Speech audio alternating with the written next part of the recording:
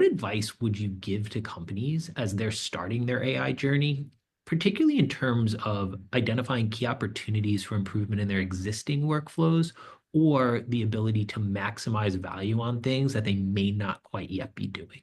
Sure.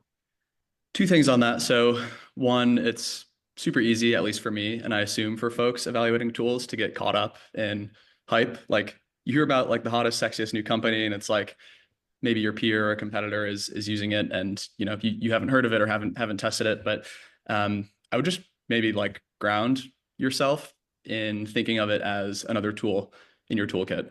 And evaluating it like how you would evaluate pretty much any other software. And as part of that, like have high standards, basically. So things that we ask ourselves when we're looking at potential investments, and I think would probably be good questions to ask if you're evaluating basically buying or procuring software is like, is this thing a feature that's solving one small thing, or is it kind of a more full-fledged built out platform that can solve many things?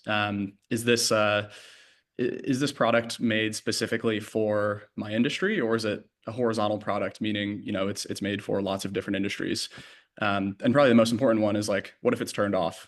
So maybe if you're in a demo phase or a pilot phase, like try not using it for a day or two and seeing what happens. And I think that's a good way to answer the question of whether something is like really a must-have product or a nice to have. Because if it's a nice to have and you don't need it, then I guess who knows what will happen in the future or in a year when your contract comes up for renewal. But it should be important, and it should be kind of critical to what you do if you're spending money and time on it.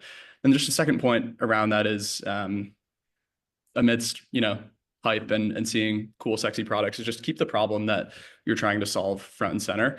And counterintuitively, like know that it might not necessarily be AI that solves it.